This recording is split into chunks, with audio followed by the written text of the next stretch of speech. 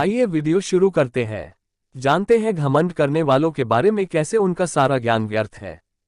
4 वर्ष पहले जो लोग घमंड करते हैं उनका सारा ज्ञान व्यर्थ है। इस बुराई की वजह से सब कुछ खत्म हो सकता है।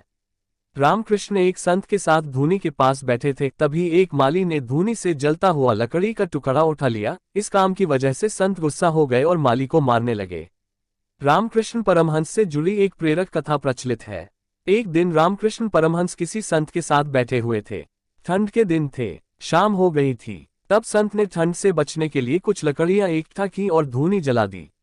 दोनों संत धर्म और अध्यात्म पर चर्चा कर रहे थे। इनसे कुछ दूर एक गरीब व्यक्ति भी बैठा हुआ। उसे भी ठंड लगी तो उसने भी कुछ लकड़ियां इकट्ठा कर ली। अब लकड़ी जलाने के लिए उसे आग की जरूरत थी। वह तुरंत ही दोनों संतों के पास पहुंचा और धूनी से जलती हुई लकड़ी का एक टुकड़ा उठा लिया।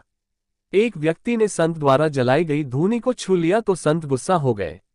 वे उसे मारने लगे। संत ने कहा कि तू पूजा पाठ नहीं करता है, भगवान का ध्यान नहीं करता, तेरी हिम्मत कैसे हुई, तूने मेरे द्वारा जलाई गई धूनी को छू लिया। रामकृष्ण परमहंस ये सब देखकर मुस्कुराने लगे।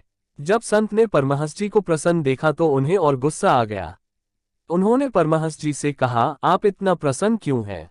ये व्यक्ति अपवित्र है, इसने गंदे हाथों से मेरे द्वारा जलाई गई अग्नि को छू लिया है, तो क्या मुझे गुस्सा नहीं होना चाहिए? परमहंस जी ने कहा, मुझे नहीं मालूम था कि कोई चीज छूने से अपवित्र हो जाती है। अभी आप ही कह रहे थे कि ये सभी इंसानों में परमात्मा का वास है, और थोड़ी ही देर बाद आप ये बात खुद ही भूल गए। उन्होंने आगे कहा, दरअसल इसमें आपकी गलती नहीं है, आपका शत्रु आपके अंदर ही है, वह है अहंकार।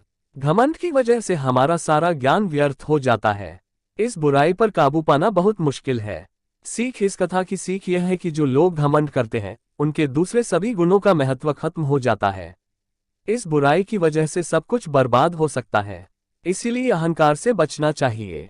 अगर आपको हमारी वीडियो अच्छी लगी हो तो वीडियो को लाइक, चैनल को सब्सक्राइब करें और कमेंट में जय गुरु की जरूर लिखें।